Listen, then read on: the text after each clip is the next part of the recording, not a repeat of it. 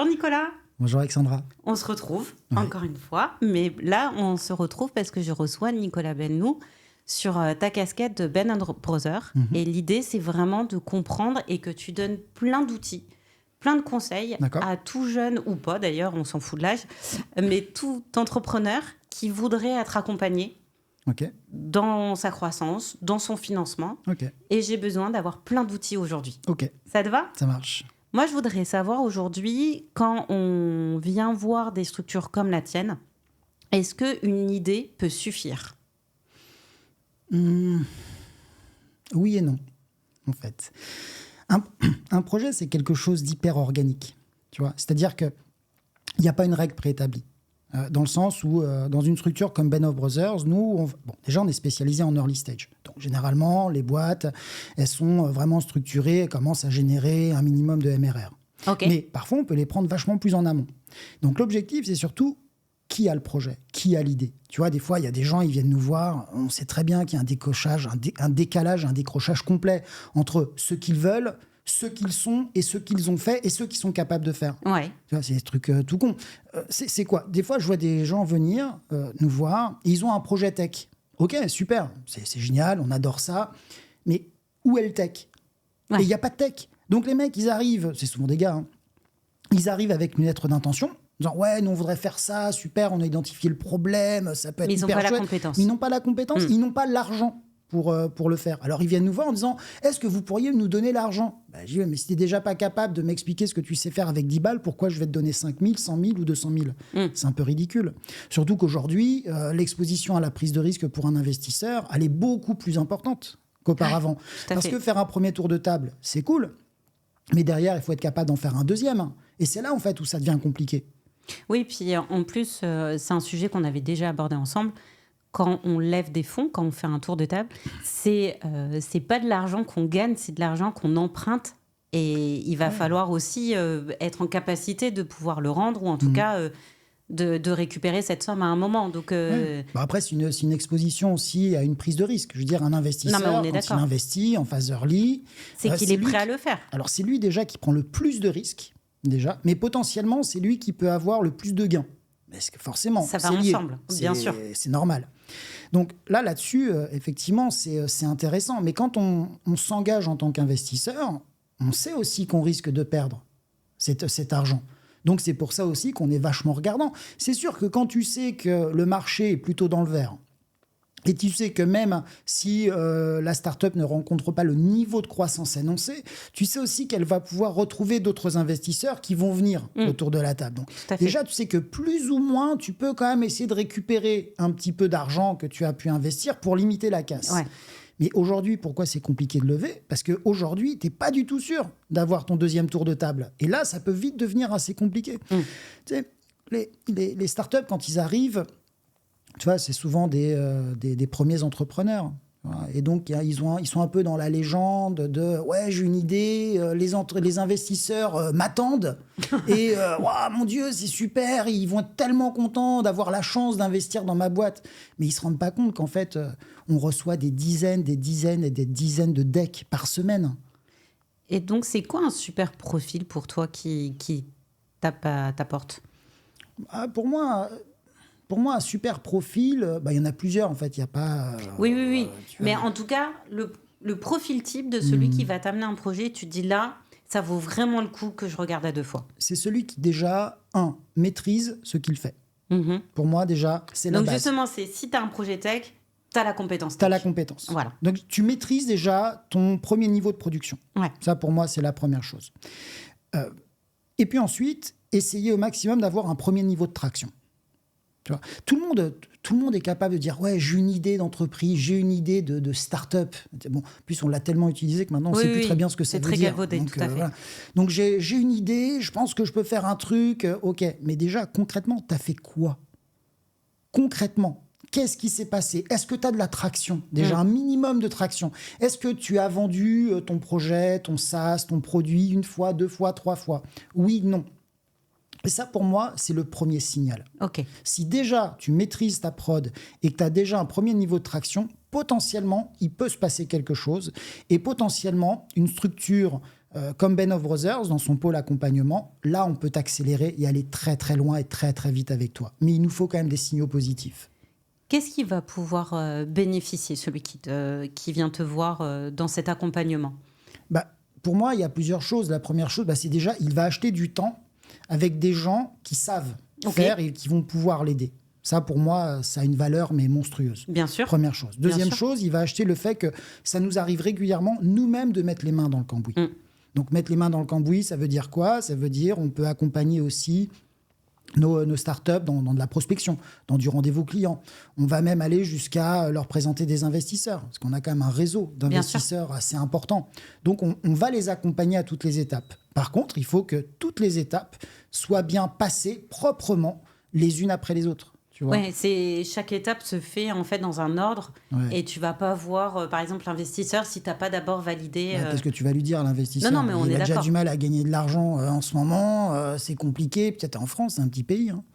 Et à un moment donné, les investisseurs, tu as vite fait le tour. Nous, c'est pour ça qu'on est allé chercher aussi des investisseurs au UK. C'est qu'à un moment donné, le rapport à la prise de risque et aux liquidités n'est pas le même. Et à un moment donné, tu as vite fait le tour de la place. Hein. Qu'est-ce qui leur plaît en UK? Donc quoi? Justement, dans le fait, en termes de projet et dans le fait de rejoindre le marché français. C'est à peu près. Non, alors des fois, ils investissent aussi parce qu'il peut y avoir un potentiel. À l'international. Exactement. Tu vois, donc, mais moi, ce que j'aime bien, c'est que c'est plus rapide. C'est plus rapide, c'est plus fluide. On se pose plus des questions business. Alors, je dis pas que les investisseurs en France ne le font pas, mais je trouve que c'est compliqué. Il y a beaucoup de procédures, c'est long, c'est un peu laborieux parfois. Et du coup, on perd beaucoup de temps en fait à lever. Tu vois, et des fois, je me dis, je comprends pas, le projet, il est super, et j'ai l'impression qu'on passe un temps dingue à expliquer que le marché, il est juste what the fuck. Tu trouves que le temps, il s'est allongé ces dernières années? Oui, il y a quand même eu une rupture en 2023. Tu vois, 2021, c'était le confinement. 2022, bon, ça s'est un peu accéléré. C'était même un peu du grand n'importe quoi. Tu vois. Nous, on voyait qu'il y avait des projets qui étaient franchement pourris. Et il y avait quand même des levées. Non, pas forcément, mais les startups étaient déjà dans une logique, c'est sûr, ça va cartonner, ils étaient déjà en relation avec des investisseurs. Il y avait des signaux qui n'étaient pas très positifs. Nous, on leur disait, mais votre projet, c'est pas possible, vous voyez bien que le truc, il est déjà moribond, vous n'avez pas encore vraiment commencé, ça ne marchera pas, votre truc. Et voilà. Il y a plein de startups qui ont été financées, elles n'auraient jamais dû être financées. Tu vois, aujourd'hui... pour moi, on revient sur un marché certes un peu laborieux, mais je pense qu'on revient sur un marché sain. Tu vois, il y a des startups qui n'auraient jamais dû être financées, et puis après, ils ne comprennent pas. Parce qu'ils disent, je ne comprends pas, on a fait un premier tour de table, c'est cool, on se développe, et puis là, il n'y a plus personne. Donc je pense que des startups, parfois, elles devraient mourir plus rapidement pour repartir. Tu vois, un projet t'amène à un autre projet, à une autre étape. Et je trouve que des fois, on perd trop de temps. Ce qui est valable pour une start-up, c'est aussi valable pour une boîte de service, attention. Hein. Mais tu vois, une boîte de service, c'est plus lent.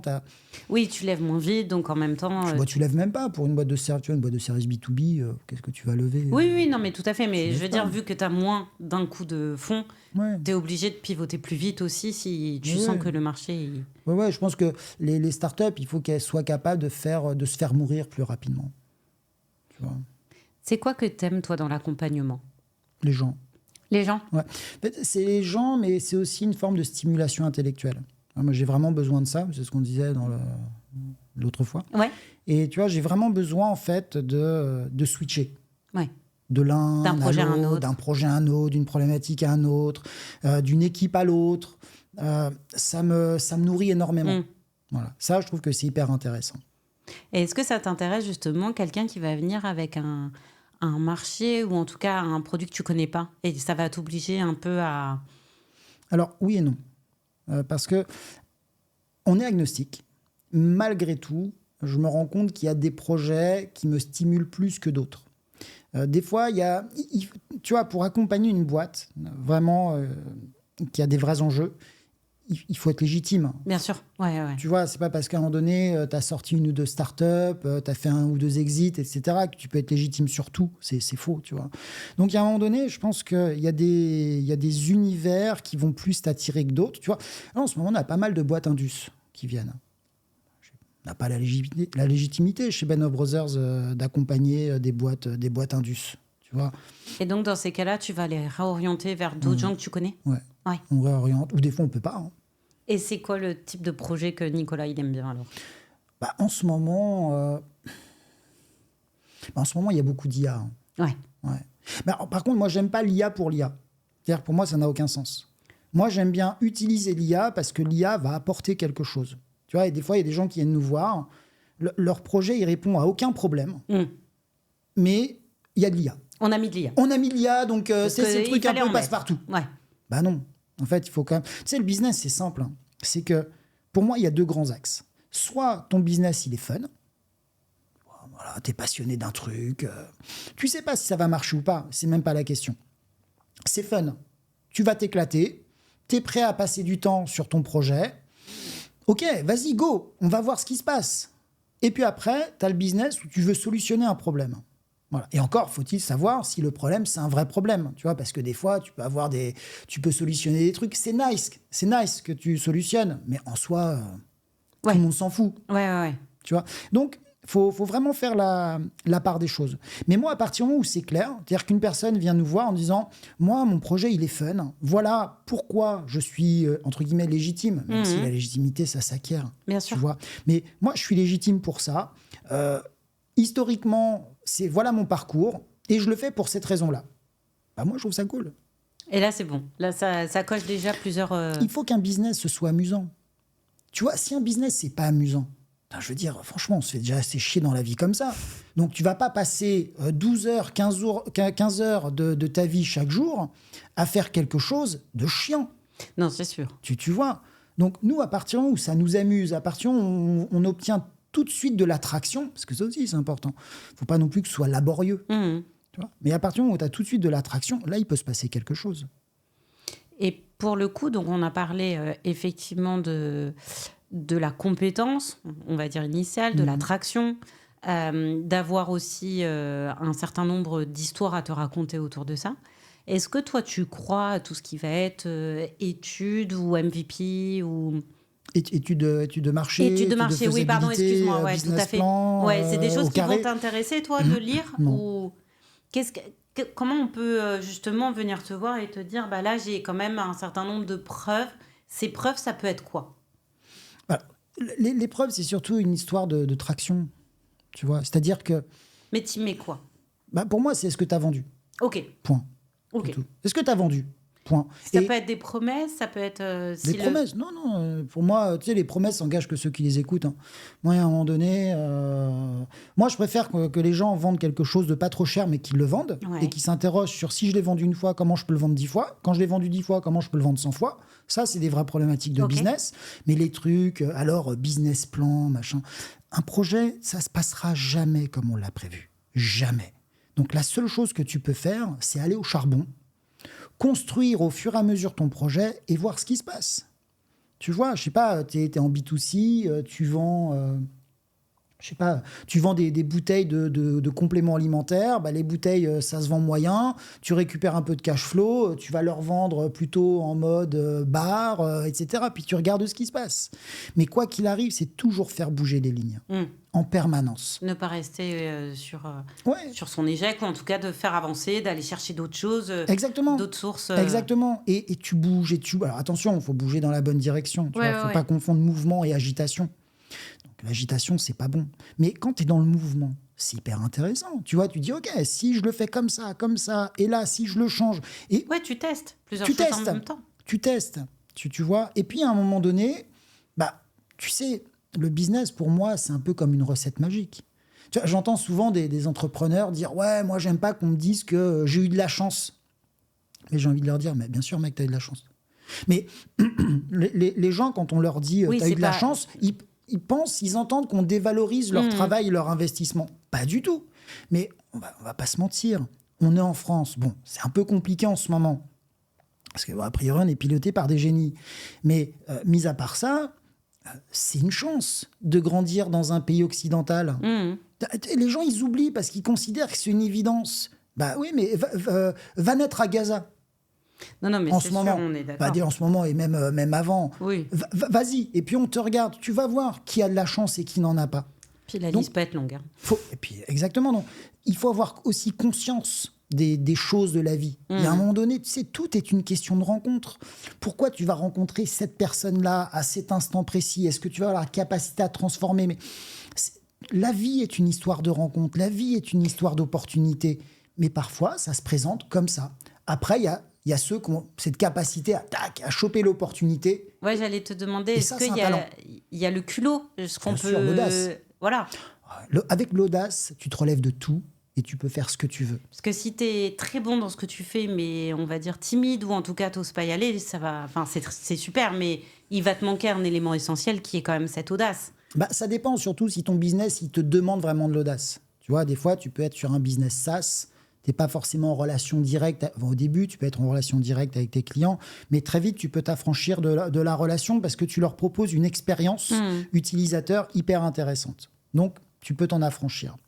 Mais il y a beaucoup de business, tu dois être en relation quand même. Vrai, ouais. Tu dois être en relation quand même avec tes clients.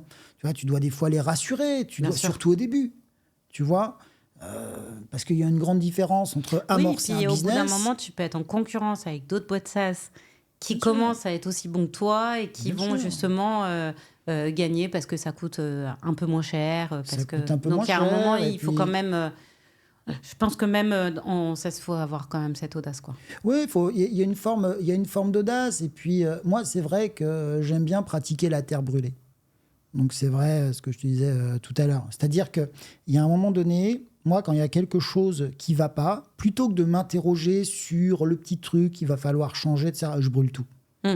Je brûle tout et je recommence. Je repars d'une page blanche. Je m'embarrasse pas de tous ces trucs-là parce qu'à la fin, tu vas passer plus de temps à trouver le petit levier qui va faire la différence. Alors que si tu brûles tout et tu rebâtis tout, tu vas le rebâtir complètement différemment. Est-ce que justement, quand tu as des projets qui arrivent et que toi, tu vois bien que s'il n'y a pas de pivot, ça va pas continuer encore longtemps, ou en tout cas pas comme les... prédictions, j'ai envie de dire, que l'entrepreneur veut, est-ce qu'il est prêt à les entendre, ces conseils de pivot? Oui, tu sais, quand un business va fonctionner beaucoup, de manière intense, il va fonctionner très vite. Donc, tu sais, au bout d'un moment, quand tu vois que ton truc ne prend pas, que tu es en mode un peu survie... T'as pas le choix. T'as pas le choix, de toute façon. Soit tu continues, mais tu vas dans le mur, ou soit t'arrêtes, et puis tu tentes ta chance. Donc, pour moi, le pivot, c'est quelque chose qui est hyper naturel dans une boîte. Et toutes les boîtes ont pivoté d'une manière ou d'une autre. Oui, mais avec l'intelligence d'accepter qu'il fallait pivoter, quoi. Ouais, l'intelligence, la nécessité, la nécessité, t'as raison. Oui. Des fois, tu pivotes parce que tu n'as pas le choix.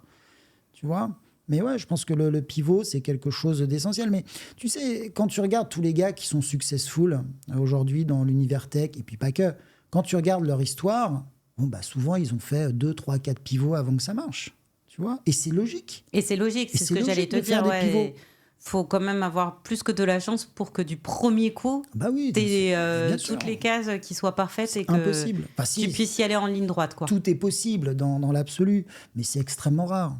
D'ailleurs, tout le monde galère. Tous les gens que j'ai reçus jusqu'à maintenant ici, il y a tous à chaque fois eu un pivot nécessaire. Bien sûr. Et je pense que c'est salvateur aussi pour l'entrepreneur aussi, parce que ça lui donne une certaine nouveauté dans son quotidien. Ouais, alors est-ce que... Ouais, c'est de la nouveauté. Bon, je pense qu'ils s'en passeraient bien. Oui, non, mais tu vois, dans le sens où... Mais ouais, complètement. Si ça te permet d'aller explorer d'autres choses autrement, alors que tu arrives quand même à garder ton bébé initial, j'ai envie de dire, c'est une chance. Ouais, après, je pense que tous les entrepreneurs, tous, galèrent.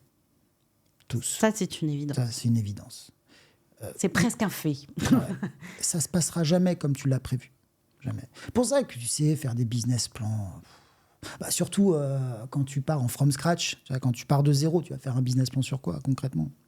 Et je te parle même pas du business model Canva. Allons-y gaiement. Soyons fous. Non, mais ça sert à rien. Je veux dire, moi, je suis un peu atterré des fois quand je vois que dans des incubateurs, on demande des business plans et des trucs. On s'en fout, en fait. On s'en fout. Le plus important, c'est à partir du moment où tu as une équipe de team founders qui qui est là, qui envoie du steak, qui teste, qui reteste, qui se challenge, qui va au charbon. C'est la meilleure manière de connaître ton marché, de comprendre les grandes mécaniques de ton marché. Tu sais, le business, c'est avant tout une histoire de mécanique. Hein. Ça, c'est juste ça. Et une fois que tu as trouvé les bonnes mécaniques, les bons leviers qui te permettent d'augmenter tes ventes et d'accélérer, c'est bon. Oui, puis il y a ce côté très convaincu aussi de ce qu'on fait. T'es obligé. Tu vois, si tu prends des émissions comme Qui va être mon associé ou des choses comme ça, en fait, tout tourne aussi beaucoup autour du pitch et de la manière dont la personne va arriver à te convaincre. Après, c'est une émission de télé. Hein, donc, et puis... tu vois, il faut éviter qu'ils zappent sur Hanouna, tu vois. Donc, à un moment donné, ils vont aussi filer des projets très grand public. Mais c'est très bien comme émission. Mais en plus, on en a déjà parlé en off ensemble. Je ne suis pas une grande femme, mais ce qui est intéressant, c'est quand même de mettre en lumière comment on va s'intéresser parfois à des projets à travers la manière dont le porte l'entrepreneur. Oui, complètement. Et ça, c'est intéressant parce que ce côté convaincu, un peu d'audace dont on parlait, mais aussi cette capacité à savoir le pitcher, c'est bien, même si derrière... Ok, c'est très bien, c'est très beau ce que tu m'as raconté, mais montre-moi les chiffres, quoi. Voilà, il y a la réalité. Et il y a la réalité, bien évidemment. Et la réalité, elle est souvent moins belle que l'histoire qu'on veut bien raconter. Mais l'histoire, elle est essentielle. Les gens ont besoin de rêver. Les gens ont besoin... Un peu de storytelling. Mais bien sûr, les gens ont besoin de rêver, les gens ont besoin qu'on leur raconte une histoire, les gens ont besoin de se projeter. C'est hyper important. On est dans un pays... Bon, ça s'est beaucoup amélioré quand même, mais on est dans un pays... On aime bien le mot entrepreneur. Je ne suis pas convaincu qu'on aime les entrepreneurs. On leur met quand même pas mal de bâtons dans. Moi, je trouve qu'on leur met pas mal, et même culturellement. Tu vois, l'autre fois, il n'y a pas longtemps, Marc Simoncini, il a ses Vélo Angels. Bon, il annonce que voilà, c'est compliqué. Il dépose le bilan, il attaque ses partenaires. Parce qu'à un moment donné, il faut aussi que la responsabilité soit partagée si c'est avéré. Et je voyais des fois dans les commentaires, mais le gars, il se faisait allumer. On parle quand même d'un gars qui est hyper successful, qui a aidé des centaines et des centaines de startups à grandir. Rien que le fait qu'il soit là, dans cet écosystème. Je ne sais pas qui l'âge est là, Marc Simoncini, mais... Je ne saurais pas te dire.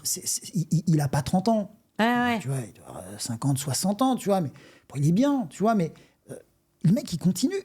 Il pourrait arrêter. Bien sûr. Franchement, il pourrait arrêter, il pourrait kiffer, faire des trucs tranquilles, profiter, et puis dire, allez tous vous faire, démerdez-vous avec vos startups de merde. Non, le mec, il va au charbon. Là, il avait lancé il y a quelques années les vélos Angel. Moi, franchement, je lui tire mon chapeau. Moi, je trouve que c'est génial. C'est un super exemple. Lui et d'autres. Hein. Tu vois, il y a Jean-Pierre Nadir, que j'adore. Moi, je suis désolé, Jean-Pierre Nadir, il vend sa boîte, il repart sur un autre projet. C'est des gars, ils lâchent rien, en fait. Et honnêtement, je pense que s'il devait arrêter, il serait malheureux, dans l'absolu. Ah, c'est lui sûr. Et d'autres. Hein. Ah non, mais c'est sûr. Tu vois. Et moi, j'aimerais bien qu'on puisse dire... c'est des exemples, il faut qu'on les prenne comme exemple. La France, elle a besoin de ça. La France, elle va pas se développer à coups de fonctionnaires, à coups de dirigeants politiques complètement demeurés et complètement incompétents. Elle a besoin d'entrepreneurs. Non, mais comme tu dis, on les encense et en même temps, on leur met plein de bâtons dans les roues. On leur met plein de bâtons dans les roues, on les humilie. Marc Simoncini, je voyais, bon après, c'est des gitans qui font les commentaires, mais tu as des expressions, ouais, comment il peut oser être dans une émission de télévision, machin, à conseiller des startups alors qu'il est même pas foutu. Mais les gars, mais t'as fait quoi, toi, mis à part arriver à l'heure au boulot ce matin, concrètement ? Et encore, c'est pas sûr. Et encore, c'est même pas sûr. tu vois ce que je veux dire ? Et donc, des fois, c'est quand tu entreprends, tu galères. Tu signes pour galérer. Et c'est pas un coup au début, ça va pas bien, et puis après, ça va mieux. Non, c'est pas vrai. Pour une raison très simple. Petit business, petit problème. Moyen business, moyen problème. Gros business, gros problème. Bien sûr. Et ça, il faut vraiment l'avoir vécu pour comprendre ce mode de fonctionnement. Oui, puis c'est ce qu'on avait aussi évoqué dans le précédent épisode qu'on avait fait ensemble. Il y a des tailles de boîte où il faut bien réfléchir si tu veux y aller, quoi. Bah bien sûr, et tout le monde n'est pas fait pour ça. Des fois, tu veux y aller, mais t'es pas fait pour ça. Tu vois, il y a des gars, je pense que leur boîte a explosé et ils sont en souffrance. Bien sûr. Parce que finalement, pour l'avoir vécu, en plus, je sais de quoi je parle, tu vois, au début, quand tu te lances dans le business, souvent, les gens, ils y vont parce qu'il y a un projet qui leur tient à cœur, ils ont une idée, ils veulent la pousser, tu vois. Puis à un moment donné, boum, ils arrivent bon moment, le bon endroit, le bon message, le bon produit, tu as le bon site. Puis là, bam, ça explose, t'envoies du steak. Et là, d'un seul coup, en un claquement de doigts, tu te retrouves avec une boîte, 10, 15, 20, 30 personnes. Qu'est-ce qui s'est passé? Je comprends pas. Et parce que tu as les vanity metrics qui sont enclenchés. Donc toi, tu as recruté, machin, c'est super. Puis à la fin, tu te retrouves dans une boîte où finalement, tous les matins, tu te lèves parce que tu n'as plus le choix. Et tu te lèves pour une chose, c'est payer les salaires. Et tu pries pour que le niveau de croissance ne s'arrête pas parce qu'à un moment donné, tu es pris dans une boucle. Oui, et puis ton quotidien, il est vraiment autre parce que quand tu as créé au départ ton quotidien, c'était avancer et avancer pour ton business. Exactement. Quand tu as quand même beaucoup de salariés, ton quotidien, c'est plutôt d'écouter... 80%, c'est de l'humain. C'est que de l'humain, quoi. 80% et là, de ton boulot. c'est quand même pas le même quotidien et donc pas le même métier. Et donc, effectivement, comme tu dis, ça correspond pas forcément à ce que tu voulais au départ. Ouais, c'est pour ça qu'il faut vraiment savoir, à un moment donné, ce qu'on veut. Tu vois, il y a des gens, ils seront hyper bons dans le côté managérial. Bien sûr. D'autres, ils sont hyper bons dans la dimension innovation, dans le fait de développer des produits. Tu vois, produits, services, peu importe, t'es coupable. Et il y a un moment donné, il faut aussi connaître et identifier son seuil d'incompétence. Ouais. Et à un moment donné, être capable de dire, OK, là, je vais aller chercher quelqu'un qui va être capable de driver. Parce que c'est un métier, driver une boîte. Tu vois, c'est pas forcément le boulot des entrepreneurs. L'entrepreneur, lui, il est là, il fait son job, sa croissance. Après, piloter les gars. Moi, je te jure, des fois, j'avais des gens qui venaient me voir, mais ils me rendaient ouf. Tu vois, et c'est là qu'il faut savoir déléguer. Pas évident. Ah oui, complètement. Et puis, c'est aussi un sujet dont on avait parlé avec Corentin. Il faut se connaître soi-même pour savoir ce qu'on est capable de faire dans cette nouvelle entreprise qui est la nôtre, mais qui ne ressemble pas forcément à celle dont on est capable, en tout cas, de... Après, on est peut-être plus capable d'avancer dans la même. Quoi. Alors après, se connaître, c'est toujours... Déjà, tu te connais à travers les épreuves. C'est la première chose. Oui, bien sûr, il faut en avoir vécu pour savoir. Les gens qui me disent, je me connais, puis tu regardes, ils ont trop rien fait, bon, ça me fait un peu marrer, tu vois, il faut un moment donné se challenger pour se connaître. On est d'accord. Mais quand tu t'es éprouvé, tu vois, puis après, il y a aussi beaucoup de gens qui disent, moi, je veux pas de croissance, mais c'est pas qu'ils veulent pas de croissance, c'est qu'ils sont pas capables de la gérer, c'est tout. C'est deux choses différentes. Mais... T'as vraiment des gens qui te disent qu'ils veulent pas de croissance? Ouais, bien sûr. Okay. Tu rencontres des gens. Non, moi, je suis dans une croissance modérée, je gère ma croissance. Non, tu gères pas ta croissance. Je suis sûr que tu n'as pas de clients, c'est tout. Tu as atteint un plafond de verre et que tu n'arrives pas à le dépasser, c'est tout, tu vois. Donc, puis parce qu'il y a un moment donné aussi où ton client, il est sur un cycle. Tu vois, il est client aujourd'hui, il ne sera plus client demain. Donc, à un moment donné, tu dois aussi dans un cycle où tu es capable de le remplacer. Bien sûr. Pour pouvoir maintenir ce niveau-là. Ça, c'est marrant.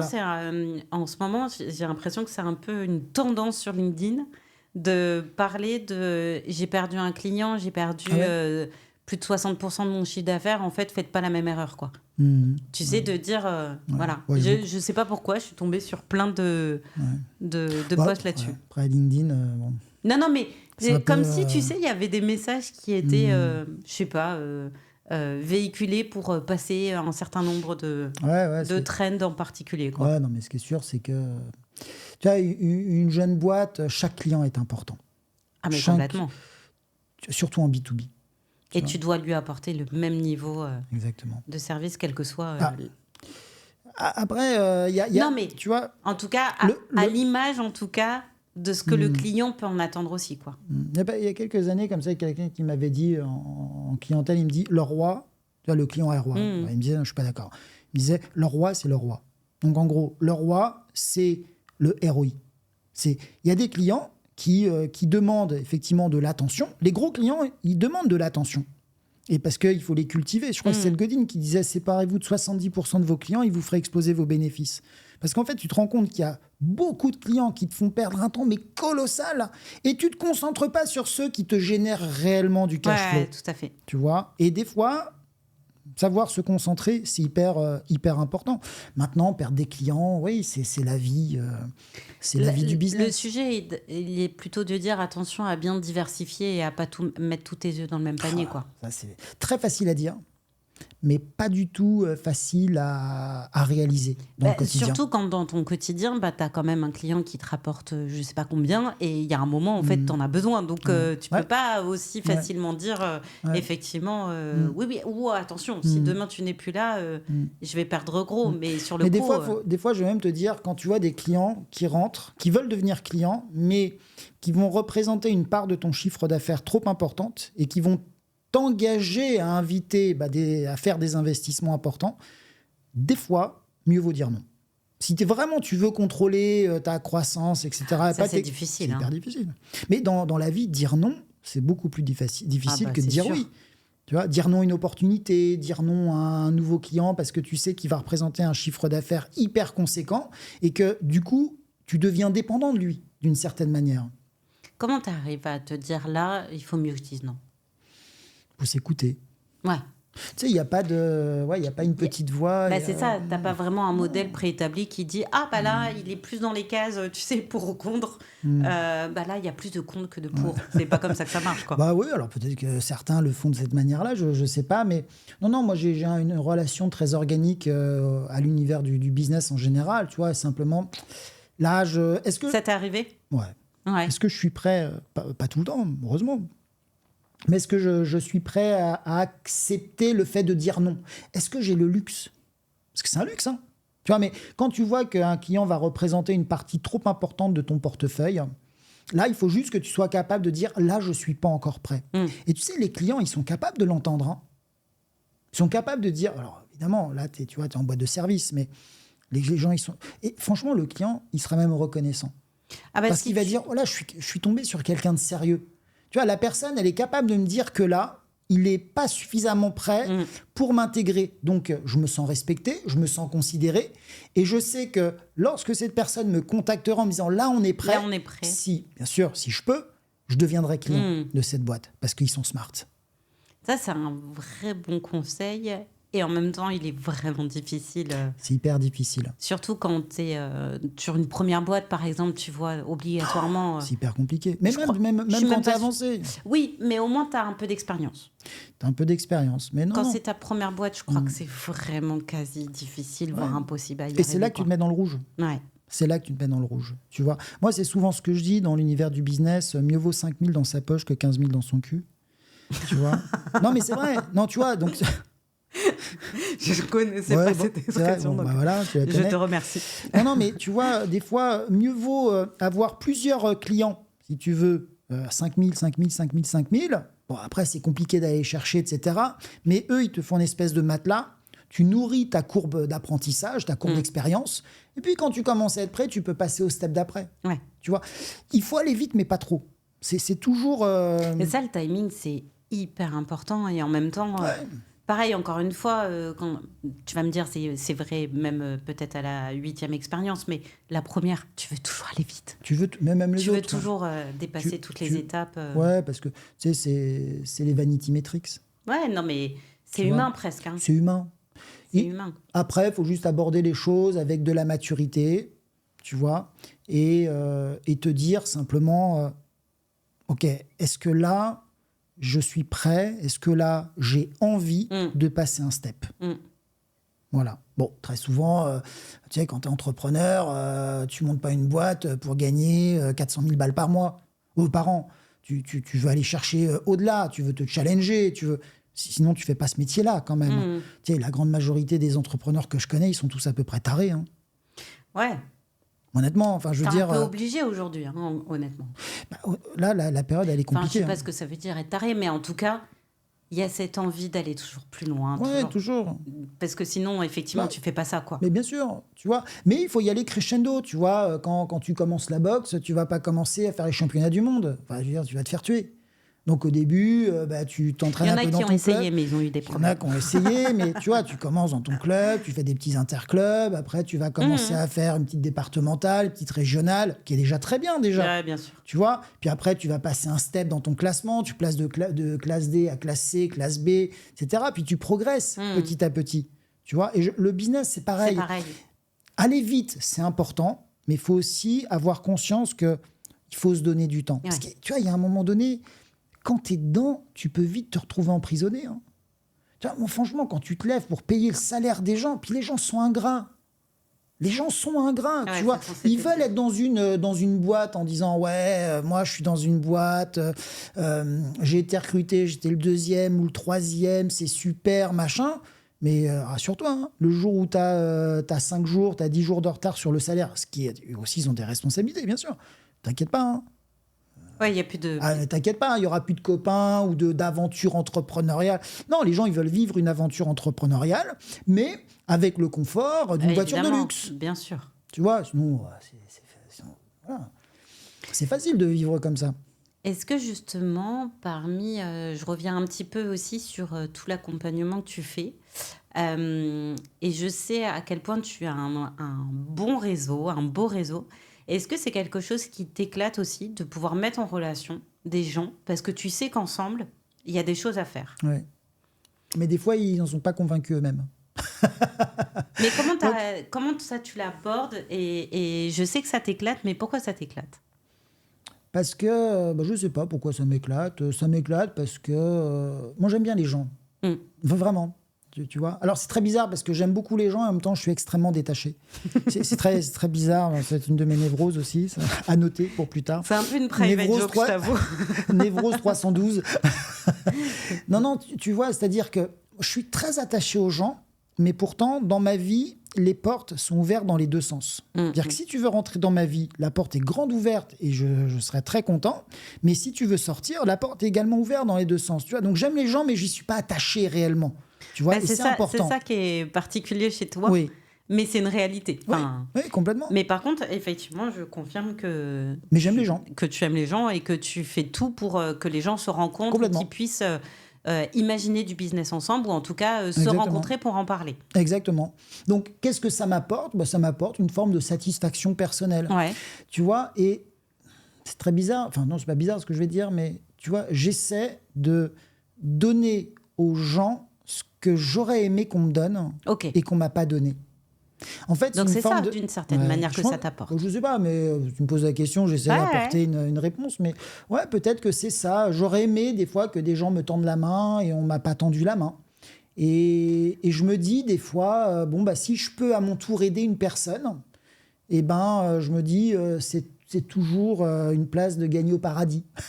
Et sans donner de nom, est-ce que tu as des histoires comme ça où par l'intermédiaire que tu as pu apporter entre deux personnes, il y a vraiment des choses qui se sont développées? Ah oui, des boîtes, même des boîtes connues. Hein. Ouais. Ouais, je ne sais pas s'ils ont envie que j'en parle, donc peut-être pas en parler. Non, mais sans forcément... mais... complètement. Des soirées où j'ai pu présenter une personne à une autre personne. Je pense qu'il y a vraiment un truc à faire ensemble.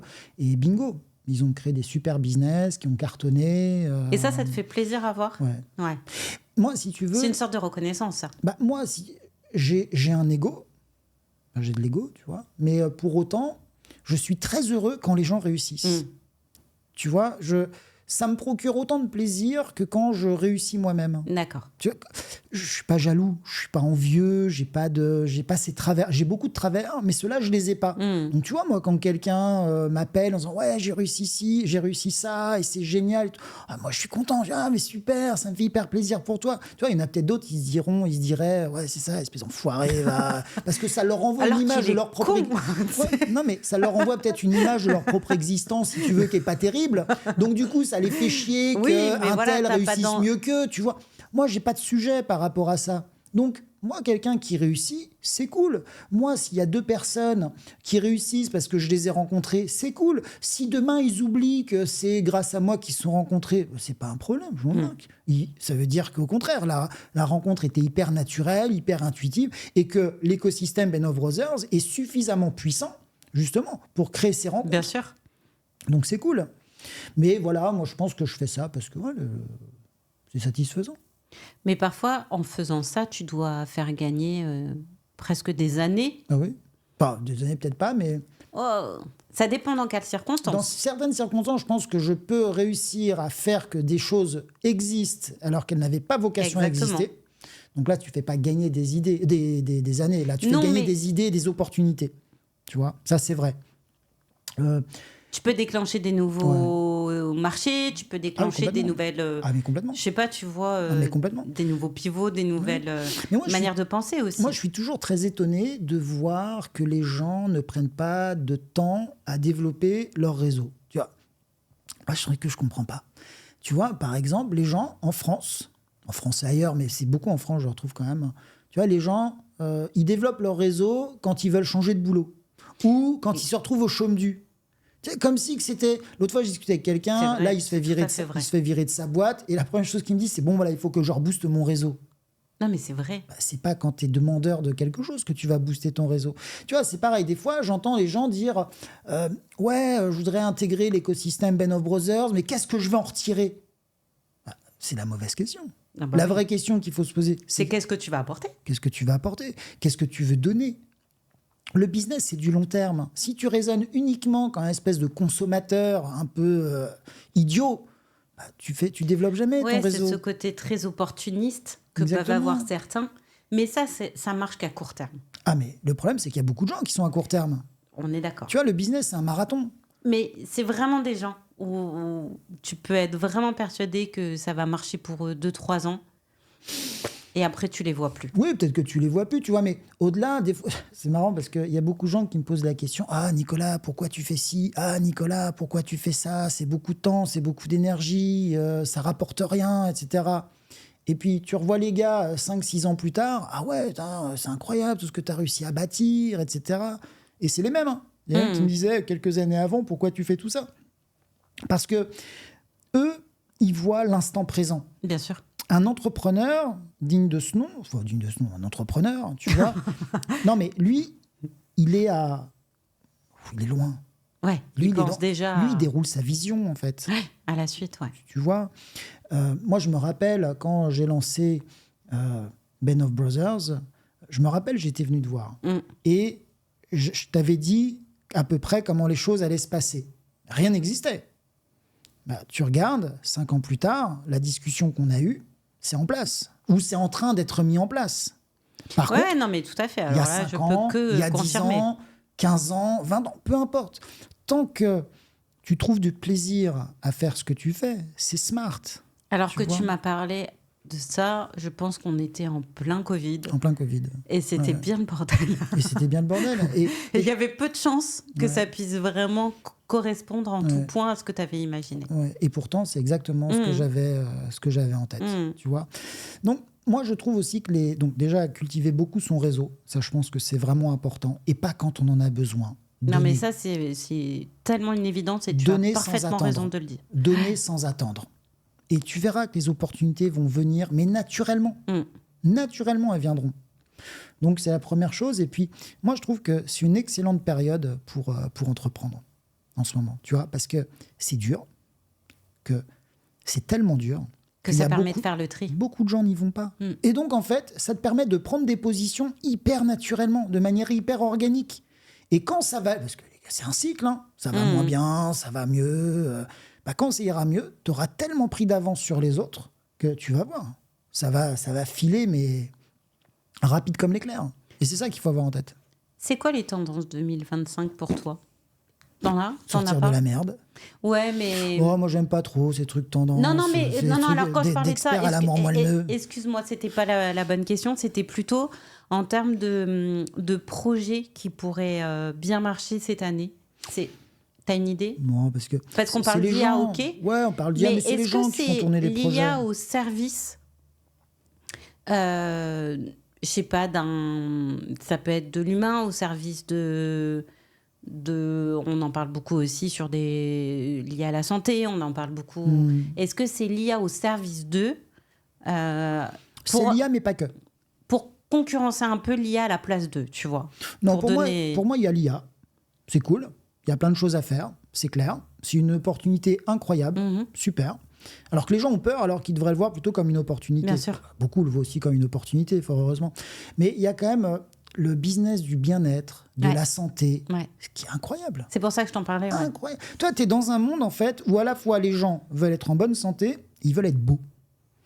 Tu vas dans une salle... Moi, on vit sur une autre planète. Hein. L'autre fois, je vais dans une salle de sport, fitness, machin. Moi, quand je vais dans une salle de sport, c'est pour faire du sport. Non, mais moi, je suis old school. Hein.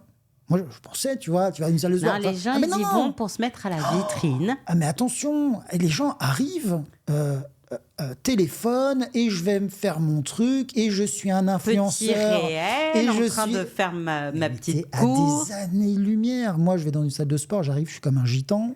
Tu fais du sport? Et je fais... Mais arrête mais tu te fais mal. C'est pas possible. Non, mais tu vas dans une salle de sport et tu fais du sport. C'est quoi? Mais il est bizarre, ce gars-là. Complètement chelou. En plus, il transpire. C'est sûr, il a plus de 40, lui. C'est clair.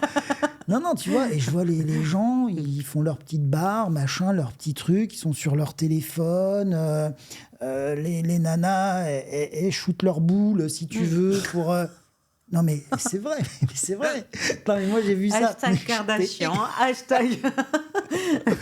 Mais moi, j'étais mort de rire, si tu veux. Et là, je me dis, on a basculé dans un monde, si tu veux, où le fond... Si t'en as pas, c'est pas grave, mais alors la forme, c'est essentiel. Évidemment. Tu vois. Donc moi, je pense que le business de forme, au sens vraiment image, santé, paraître, ça a toujours bien fonctionné, mais je pense que les gens, là, sont prêts à dépenser beaucoup d'argent pour ça. Tu vois, des fois, ça me déglingue. Quand je vois des gars, tu leur dis « Acheter un bouquin à 30 balles, oh là là, c'est cher, j'ai pas l'argent. » Mais acheter une paire de pompes à 180 balles ou 200 balles, moi, je les mets pas. Tu vois, 200 balles, une paire de pompes, oh, ça va. Ah, les gars... non, ça va pas. Bah non, en fait, ça va pas. On a un problème, quand même.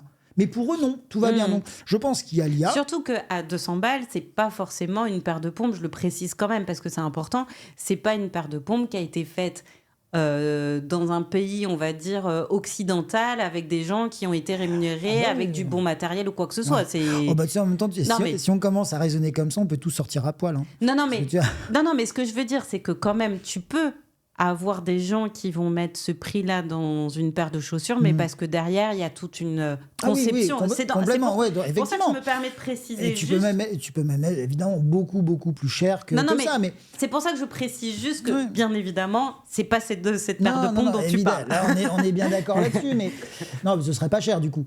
Mais non, tu vois, et du coup, pour moi, le business qui est en train d'arriver, c'est quand même vachement le business de l'image, tu vois. Ah, mais complètement. Aujourd'hui, moi, je vois bien beaucoup de gens qui veulent être influenceurs. Je vais être connu. Alors, moi, ça me faisait marrer il y a quelques années, tu vois, parce que je me disais, putain, ils sont vraiment cons. Mais on était vraiment persuadés que ça allait pas durer longtemps. Et je trouve que ça dure longtemps, cette connerie. Ça dure. Alors, pourquoi, ça, je sais pas. Mais je pense que, c'est... de toute façon, regarde, on est en train d'enregistrer un podcast, etc. Mais on essaie d'apporter aussi du contenu, de la réflexion, tu vois. On n'est pas en train de shooter notre boule sur la plage. Bon, déjà, je pense qu'on n'aura pas beaucoup de likes. On ne sait pas ce qu'on fait le week-end. Ouais, non, mais tu vois ce que je veux dire. Donc, pour moi, le business de l'image, de l'apparence, du bien-être, de la santé, une nouvelle manière de se soigner. Ça, c'est vrai. Ça, je pense que... Puis en plus, c'est une population qui est vieillissante dans les pays occidentaux. Et pas que, tu vois, en Chine... Oui, puis il y a un idéal Japon, aussi quand même de vieillir mais beau... mais sainement, mais... Ce qui est bien dans l'absolu. Ce qui est très bien. Et les gens dépensent des fortunes. Il y a quand même, je trouve, un mieux-être. Tu vois, il y a quand même plein de gens qui font quand même bien plus attention à eux que de la génération de nos parents. Et ça, c'est super. Mais effectivement, derrière, il y a tout un autre business. Et celui-là, c'est celui qui rapporte, à mon avis, plus d'argent. Bien sûr. Tu vois, même les gens, ils veulent nettoyer leur intérieur avec des produits plus bio. Regarde Grégory. Et ça, on aime beaucoup. Les secrets de Léontine. Et ça, on aime beaucoup. Petite pub personnelle, Grégory. Les secrets de Léontine, super produit, il faut en acheter. Meilleure marque. Meilleure marque. Sur le marché. All over the world. Non, mais... et on n'est pas rémunéré pour ça, pour le dire, donc c'est hyper sincère. Cette collaboration est purement personnelle. Exactement. Non, mais tu vois, les produits de Grégory, ils sont hyper sympas, hyper naturels, hyper bio. Donc, ça traduit quelque chose. Bien sûr. Les gens, ils veulent être en bonne santé, plus longtemps, dans un corps qui ressemble plus à un corps plutôt qu'à une déchetterie. Et en consommant mieux.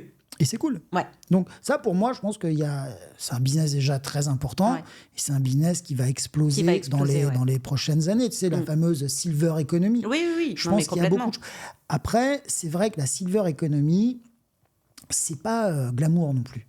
Ben, ça dépend. Si tu commences à 50 ans, tu as plein de belles choses à raconter. Ouais. Je peux te dire que quand tu parles de silver economy côté EHPAD, là, c'est moins drôle, quoi. Ouais, tu vois, c'est un petit peu ça. Donc, je pense qu'il y a beaucoup de choses à faire là-dessus, et voilà. Mais tu sais, les gens raisonnent beaucoup en marché. Alors, bien sûr que si un marché hyper porteur, tu vas naturellement être porté et accéléré. Donc, tu devras faire moins d'efforts pour grandir. Mais il y a un moment donné, des fois, le marché aussi, il peut être moribond et pourtant, tu cartonnes. Ouais, ce qu'on appelle le marché de niche, ça peut être hyper intéressant. Exactement. Aussi. Exactement. Et il y a des gens qui s'éclatent en étant sur des tout petits marchés de niche. Mais en fait, ils ont trouvé leur voie et c'est canon. Et heureusement que ça existe aussi. Exactement. Donc finalement, ce n'est pas le marché sur lequel ils sont qui leur permet de grandir, c'est la manière dont ils servent ce marché. Et ça aussi, c'est important.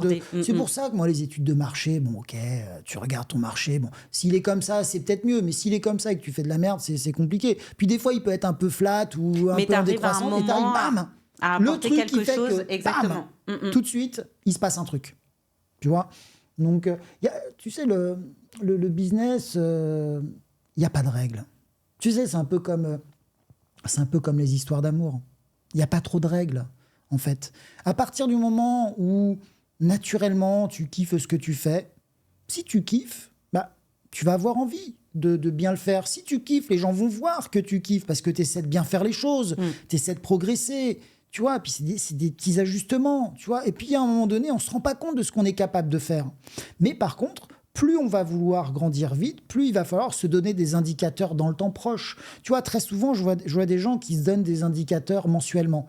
Ouais, le mois dernier, j'ai fait plus. Fixe-toi des indicateurs à la semaine. Si vraiment tu veux accélérer encore plus ta croissance. Et entre lundi 7 et lundi 15, 14, regarde ce qui s'est passé. C'est quoi ton niveau de croissance? C'est quoi tes indicateurs? Tu vois? Après, on est aussi dans un écosystème. Moi, je suis aussi un petit peu en colère, si tu veux, parce que t'es dans un écosystème, tu vois, où...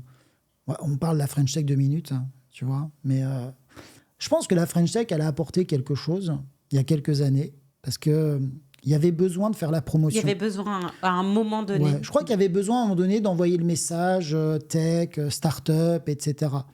Même si, bon, je pense que ça serait fait sans, tu vois. Mais aujourd'hui, il y a beaucoup d'institutions comme ça, je ne sais pas à quoi elles servent. Il y a eu des investissements qui ont été mis dans ces institutions qui font qu'au bout d'un moment, en fait, elles doivent c'est ça, elles justifier. Exactement. Elles s'auto-alimentent, tu ne sais plus très bien à quoi elles servent, donc elles se donnent des raisons d'être, tu vois. Voilà. C'est sûr. Écoute, je trouve qu'on a fait déjà un bon... Ouais, on a bien... c'était un deuxième podcast sympa. Ouais, il était chouette et puis on était... quand même très détendu pour parler ensemble de plein de bons conseils à donner aux entrepreneurs. J'ai beaucoup aimé. Merci. Super, merci beaucoup. À bientôt pour le 3e. Pas tout de suite. Salut Alexandra. Salut.